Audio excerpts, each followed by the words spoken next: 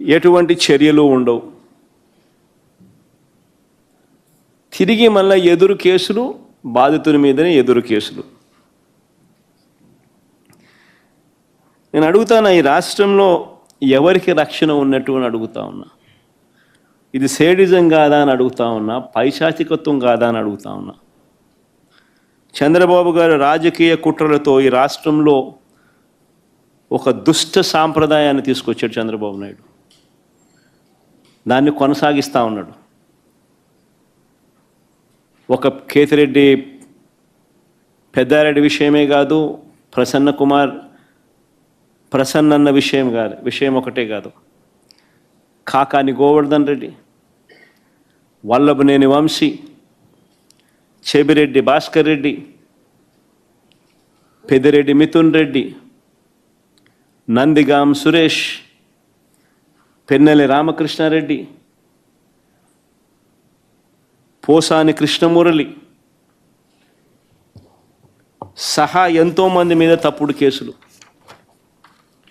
వీళ్ళే కాకుండా 70 ఏళ్ళ వృద్ధుడైన సీనియర్ జర్నలిస్ట్ కొమ్మినేని శ్రీనివాసరావుతో సహా కృష్ణమోహన్ రెడ్డి, ధనుంజయ రెడ్డి లాంటి తమ జీవితంలో ఏ రోజు కూడా మచ్చలేని రిటైర్డ్ అధికారులు వీళ్ళు. వాళ్ళ కెరియర్ మొత్తం మీద. ఇలాంటి వాళ్ళను కూడా ఇంకా వీరి కాక ఎంతోమంది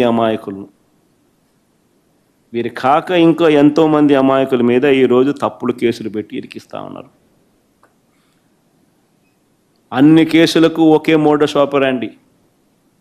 ఆ మోడస్ ఆపరాండి ఏమిటంటే తప్పుడు వాంగ్మూలాలు. ఇలా కావలసిన వాంగ్మూలం వీళ్ళు చెప్పిన ప్రకారం తప్పుడు వాంగ్మూలాలు ఎవడో ఒక దగ్గర తీసుకోవడం,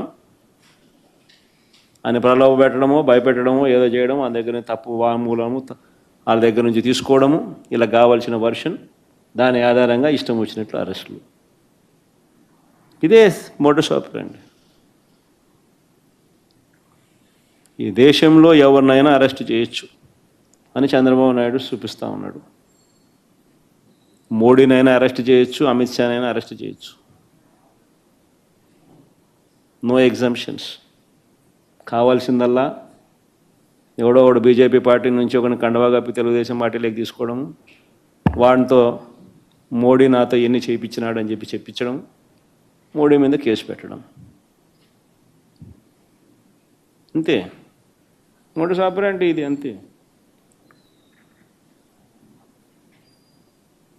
ఎవడి మీదైనా కానీ ఇదే మోడస్ ఆపరాండి. నేను అడుగుతా ఉన్నా, ఇదే సాంప్రదాయం ఇది వైఎస్ఆర్ కాంగ్రెస్ పార్టీ అధ్యక్షుడి పైన అయినా సరే, మా పార్టీకి చెందిన గ్రామ స్థాయి నుంచి రాష్ట్ర స్థాయి వరకు ఉన్న నాయకులపైన అయినా సరే, చివరకు సోషల్ మీడియా కార్యకర్తల పైన అయినా కూడా ఇవే సేమ్ మోడస్ ఆపరాండి. తప్పుడు ఫిర్యాదులు, తప్పుడు వాంగ్మూలాలు, తప్పుడు సాక్ష్యాలతో కేసులు పెట్టడం, ఇంకా పెడుతూనే ఉన్నారు.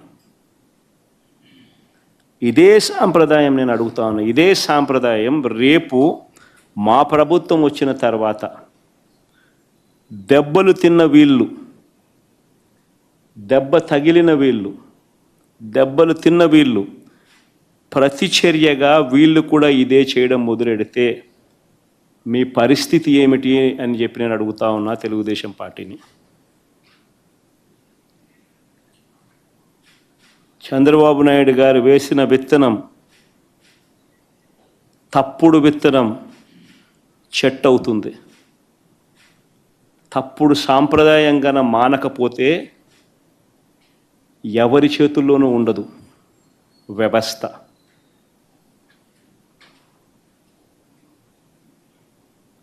చాలా అంటే చాలా తప్పు చేస్తూ ఉన్నాడు చంద్రబాబు నాయుడు.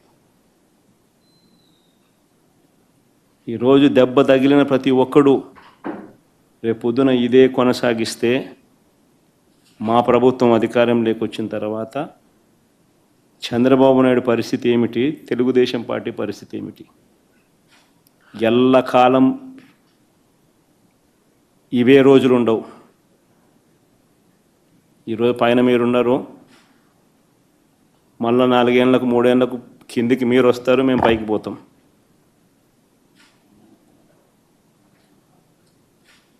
కానీ మీరు చేసే ఈ తప్పుడు సాంప్రదాయం రేపు విషవృక్షం అవుతుంది.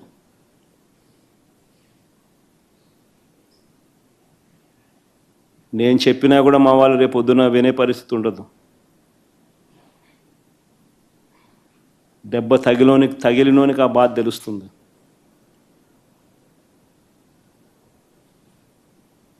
చంద్రబాబు, ఇప్పుడైనా మేలుకో, తప్పు తెలుసుకో, తప్పుడు సాంప్రదాయాన్ని సరిదిద్దుకో.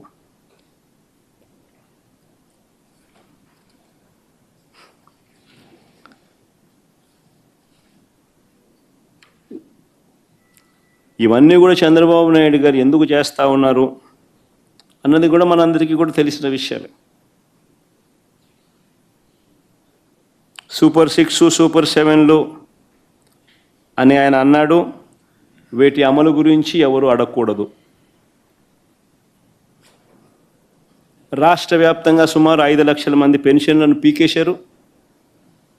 5 లక్షల మంది పెన్షన్లను పీకేశారు రాష్ట్ర వ్యాప్తంగా. దాని గురించి ఎవరు మాట్లాడకూడదు. గత ఏడాది ఎగరగొట్టి మళ్ళీ ఈ ఏడాది జూన్ 21వ తారీఖున రైతు భరోసా ఇస్తామన్నారు. ఇంతవరకు అతి గతి లేదు. ఇప్పుడు దాని గురించి ఎవరు కూడా మాట్లాడకూడదు, అడగకూడదు. ఎందుకు ఇవన్నీ చేస్తూ ఉన్నాడంటే ఇందుకే చంద్రబాబు. ప్రతి మహిళకు నెలకు 1500, సంవత్సరానికి 18,000 చొప్పున ఇస్తామన్నారు. గత ఏడాది ఎగరగొట్టాడు, ఈ ఏడాది అంతే. దాని గురించి ఎవరు మాట్లాడకూడదు, అడగకూడదు.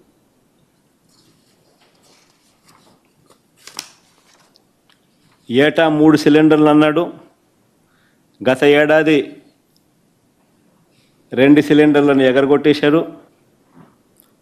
ఇస్తానన్న ఒక్క సిలిండర్ కూడా అందరికీ అందలేదు. ఈ ఏడాది అసలే 3 సిలిండర్లలో అసలే లేదు. దీని గురించి కూడా ఎవరు అడగకూడదు, మాట్లాడకూడదు. బడికి వెళ్ళే ప్రతి విద్యార్థికి 15,000 ఇస్తానన్నాడు. గత ఏడాది ఎగరగొట్టేశాడు. 15,000 కాస్త 13 అయింది. ఈ ఏడాది కూడా 30 లక్షల మందికి ఎగరగొట్టేశాడు. దీన్ని కూడా ఏ విద్యార్థి కూడా ప్రశ్నించకూడదు, అడగకూడదు. నిరుద్యోగ యువతకు నెలకు 3,000 ఇస్తానన్నాడు. ఏడాదికి 36,000 చొప్పున నిరుద్యోగ భృతి అన్నాడు. గత ఏడాది పూర్తిగా ఎగ్గొట్టేశాడు. ఈ ఏడాది కూడా పూర్తిగా ఎగ్గొట్టేదానికి శ్రీకారం చుట్టాడు. ఎవడు దీని గురించి మాట్లాడకూడదు, అడగకూడదు. 50 ఏళ్ళు దాటితే పెన్షన్ అన్నాడు. 50 ఏళ్ళు దాటితే 48,000 మీ చేతుల్లో పెడతానన్నాడు. గత ఏడాది ఎగ్గొట్టాడు, ఈ ఏడాది ఎగ్గొట్టే కార్యక్రమమే చేస్తూ ఉన్నాడు. ఎవరు అడగకూడదు, ఎవరు ప్రశ్నించకూడదు. రాష్ట్రంలో ప్రజలందరికీ కూడా ఎన్నికలప్పుడు ఏమన్నాడు? వైజాగ్ షికారుకైనా పోవచ్చు అన్నాడు. శ్రీకాకుళం వాళ్ళు తిరుపతికైనా రావచ్చు అన్నాడు. తిరుమల వెంకటేశ్వర స్వామి దర్శనం చేసుకోవచ్చు అంటాడు.